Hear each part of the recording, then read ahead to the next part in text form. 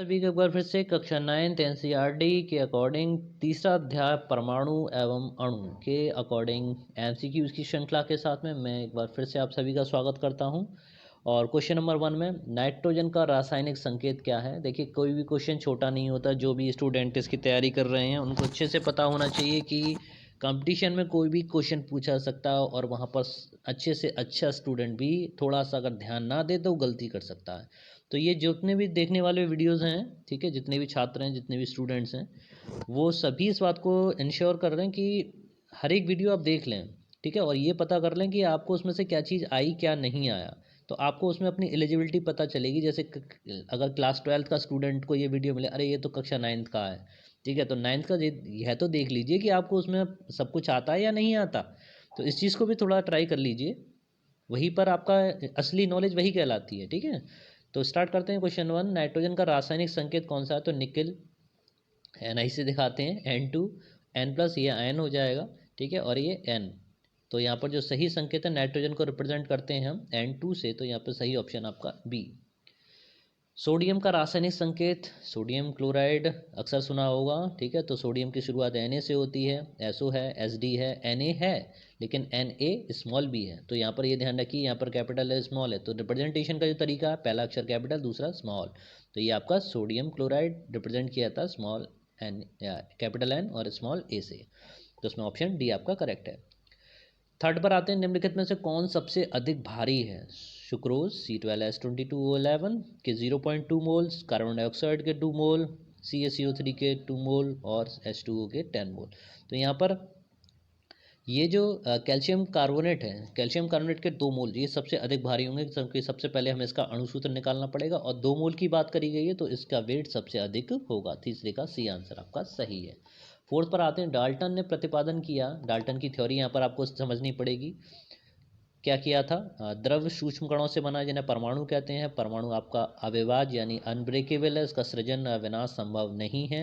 किसी तत्व के सभी परमाणु रासायनिक प्रकृति के होते हैं, या डी में ऑप्शन इसका सभी, उपयुक्त सभी, ऑल, ठीक है। तो ये सभी ही स्टेटमेंट जो दिए गए हैं, पोस्टुलेट्स बोले जाते हैं, विग्रहित हैं, ठीक है, ये सभी करेक्ट हैं आपके। तो इसमें डी ऑप्शन आपका सही होगा कि डाल्टन ने प्रतिपादन किया था कि ये तीनों ही चीज़ें आपकी पूरी होती हैं।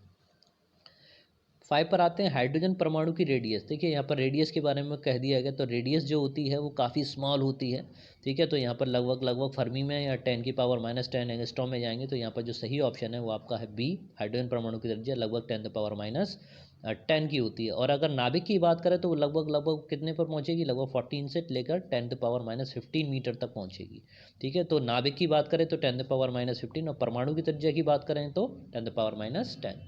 आगे चलते हैं, एक नैनोमीटर 1 nm, नैनोमीटर 9, ठीक है। तो नैनोमीटर जो होता है वो 10⁻⁻9 मीटर के होता है। काफ़ी सूक्ष्म इकाई है। नैनो टेक्नोलॉजी के बारे में भी आप लोगों ने जान रखा होगा, काफ़ी सूक्ष्म, ताकि जब हम बात करते हैं तो नैनो टेक्नोलॉजी का यूज़ करते हैं। तो यहाँ पर बात की जाती है 1 नैनोमीटर, तो 1 नैनोमीटर इक्वल्स 10⁻⁻9 मीटर के होता है। 1 एंगस्ट्रॉम की बात की जाए तो मैं यहाँ पर बता देता हूँ, 1 एंगस्ट्रॉम बराबर जो होता है 10⁻⁻10 के बराबर होता है, ठीक है, इतना मीटर। अगले पर आते हैं, कैल्शियम का प्रतीक, कैल्शियम को दिखाते हैं Ca से, स्पेलिंग जो बनती है कैपिटल C और small a, calcium Ca, okay. Next आते हैं, क्वेश्चन नंबर 8 है, यदि ऑक्सीजन का परमाणु द्रव्यमान 16 है तो ऑक्सीजन के 1 मोल का द्रव्यमान कितना होगा। इसके लिए पूरी श्रृंखला है, न्यूमेरिकल वाला पोर्शन है, मैं बहुत ही जल्दी इसमें आपको एक्सप्लेन करके बताया करूँगा कि उसमें किस तरीके से निकालते हैं। तो ऑक्सीजन में O2 ले लेते हैं, O2 में एक परमाणु का द्रव्यमान 16 16 2 32, तो उसमें जो सही आंसर है 18 का बी, 32 ग्राम। पानी का अणु द्रव्यमान अगर निकाला जाए तो उसमें हम बोलते हैं H2O, और H2O का आप निकालेंगे तो 2 × 1 प्लस आपका कितना आ जाएगा, 16, ठीक है ना। ऑक्सीजन का एक हो गया, तो 18 16 और +2 यानी 2 + 16 आपका कितना आएगा आंसर, ये आपका आएगा 18 ग्राम। तो 9 का आपका 20 आंसर सही है। जैसे मैंने बताया भी, बहुत जल्दी मैं आपको ये पूरा केमिस्ट्री का भी स्टार्ट करने वाला हूँ कि इसमें किस तरीके से मूलों की संख्या या उसका अणुभार या द्रव्यमान संख्या पता करते हैं। बने रहिए आप मेरे साथ इसी तरह से। चलिए अगले पर आते हैं, क्वेश्चन नंबर 10 है, 1.6 ग्राम CH4 का STP पर आयतन कितना होगा। तो यहाँ पर जो STP 22.4 लीटर होता है, 2.24 लीटर, ठीक है। क्योंकि 1.6 ग्राम लिया गया इसलिए इसके बेस पे इसकी कैलकुलेशन करके आपको निकालना पड़ेगा, तो कार्बन का ही निकालेंगे। ओके, उस बेसिस पे फिर हम उसका आंसर देखेंगे। इस चीज़ को मैं भी वहाँ पर क्लियर करता हूँ। तो यहाँ पर 2.24 इसका आंसर लीजिएगा। समय के लिए समय ज़्यादा नहीं है इसलिए एक्सप्लेन नहीं कर पा रहा। तो यहाँ पर 2.24 कैसे आएगा मैं आपको बता दूंगा। A2 प्लस B माइनस के संयोजन से बने यौगिकों का सूत्र क्या होगा। तो इसमें भी एक्सप्लेन करने की ज़रूरत है, थोड़ा सा फटाफट से कर लेते हैं। A पे 2 प्लस और B पर माइनस का 1, ठीक है। तो ये क्रॉस हो जाता है इस तरीके से। तो आपके पास में A और क्या आ जाएगा AB2।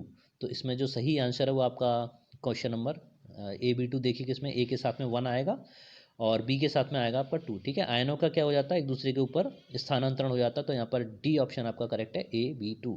इसी तरह से एल्युमिनियम के ऊपर 3+ आयन है और SO4 के ऊपर 2- आयन से बने यौगिक का सूत्र क्या होगा। ठीक उसी तरीके से जैसे इसको अभी लिखा, Al के नीचे 3+ करके लिखिए और SO4 के नीचे आपको लिखना है 2+ करके, ठीक है। तो 2 Al के ऊपर ट्रांसफ़र हो जाएगा और 3 चला जाएगा इसके ऊपर, यानी Al2SO3।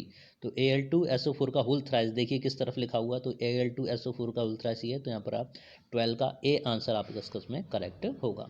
13 पे आते हैं। 13 है आपका कि परमाणु अविभाज्य है, ठीक है। विभाज्य है, अणुओं से मिलकर बना है, किसी तत्व का स्वतंत्र रूप से रहने वाला सूक्ष्मतम कण है। तो उसमें चूंकि बात की गई है परमाणु के बारे में, तो स्वतंत्र रूप से वो नहीं रहता, ठीक है। अविभाज्य अविभाज्य भी नहीं है, ये भी ऑप्शन नहीं है। अणुओं से मिलकर बना है, बिल्कुल नहीं है। कैसा है, विभाज्य, इसको इलेक्ट्रॉन, प्रोटॉन और न्यूट्रॉन में ब्रेक किया जा सकता है। क्वेश्चन नंबर 14 पे आते हैं। निम्नलिखित में से एक परमाणु अणु है। एक परमाणु मतलब एक एटम पाया जाएगा उसमें। तो इसमें अगर हीलियम को देखें, ऑक्सीजन को देखें और ओजोन को देखें और हाइड्रोजन क्लोराइड को देखें, ठीक है। तो इसमें केवल हीलियम में जो है, जिसमें केवल एक ही परमाणु गैस है।